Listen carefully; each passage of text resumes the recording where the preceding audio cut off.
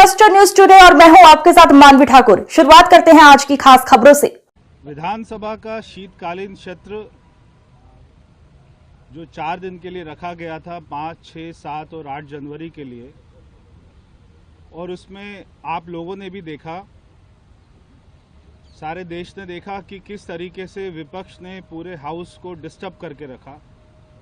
ना केवल डिस्टर्ब किया, बल्कि जब गुरु तेग बहादुर जी के सम्मान में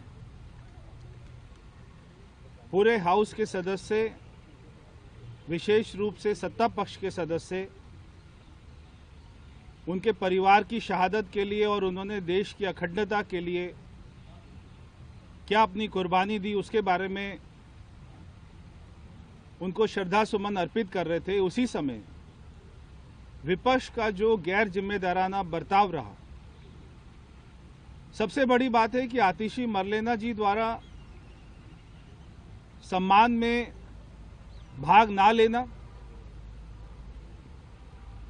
ये दर्शाता है कि आम आदमी पार्टी हमारे गुरुओं के लिए कोई सम्मान भावना नहीं रखती है।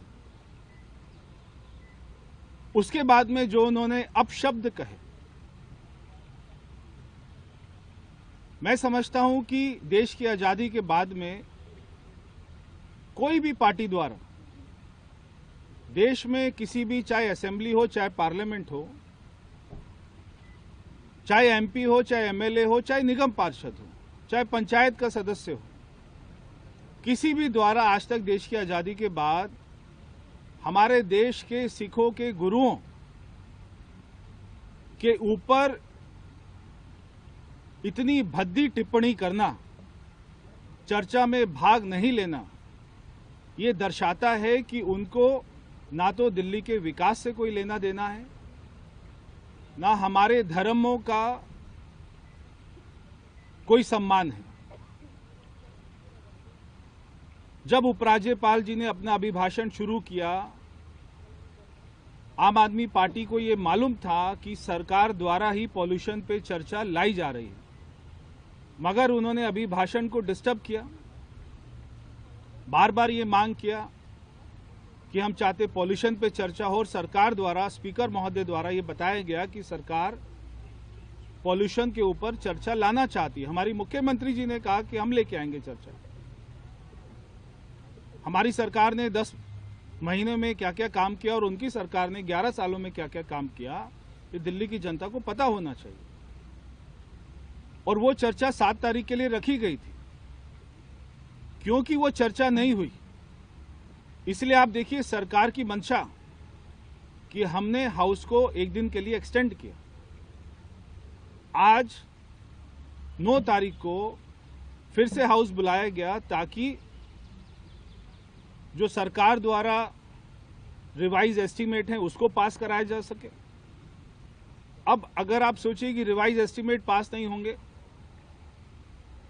तो पूरे दिल्ली में विकास कार्य ठप हो जाएंगे। और आम आदमी पार्टी चाहती भी यही है कि ना तो उन्होंने कोई विकास कार्य किया और ना हमारी सरकार कोई कर सके, ताकि उनको पॉलिटिकल मुद्दों को भुनाने का मौका मिले।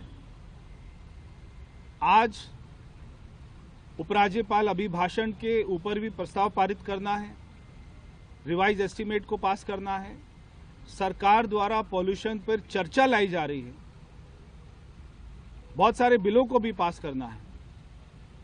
मैं विपक्ष के नेता आतिशी मरलेना जी, जो 3 दिन से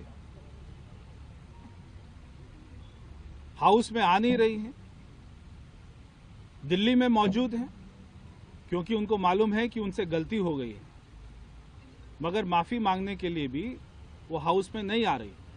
मगर हमारी मांग है कि उनको माफी नहीं, सजा मिलनी चाहिए।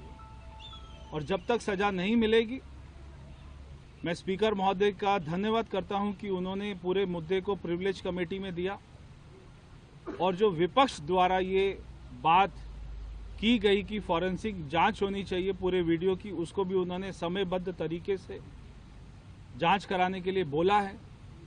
सरकार की मंशा स्पष्ट है कि सरकार चाहे पॉल्यूशन हो, चाहे जल हो, चाहे सीवर हो, चाहे सड़क हो, हर चर्चा के ऊपर तैयार है। सरकार बैकफुट पर नहीं है, क्योंकि 10 महीने से माननीय मुख्यमंत्री जी द्वारा जो कदम उठाए गए हैं, पूरे मंत्रिमंडल द्वारा जो कदम उठाए गए हैं, वो सराहनीय कदम है। जितने हजारों करोड़ के काम दिल्ली में शुरू हुए हैं, वो सराहनीय कदम है। जो 11 साल में नहीं हुए, वो हमारी सरकार ने 10 महीने में करके दिखाए। इसलिए विपक्ष को ये बात अच्छी नहीं लग रही। मैं आपके माध्यम से विपक्ष को ये कहना चाहता हूं कि कृपया करके आज हाउस को चलने दें, ताकि हम सारे बिलों को, सारे प्रस्ताव को, कमेटी की रिपोर्ट्स को और पॉल्यूशन के ऊपर में भी चर्चा कर सकें। क्योंकि देश में हम देख रहे हैं मीडिया चैनल द्वारा रिपोर्ट दिखाई जा रही है कि कहां पे गंदा पानी आ रहा है। दिल्ली के भी हमने वीडियो देखे, तो उसके ऊपर में भी आज मेरे द्वारा, क्योंकि मैं जल मंत्री हूं, स्टेटमेंट दिया जाएगा। हम उसमें भी बताएंगे कि दिल्ली सरकार ने, हमारी सरकार ने पिछले 10 महीनों में क्या क्या काम किए और 11 साल में क्या क्या काम नहीं हुए थे। बहुत बहुत धन्यवाद।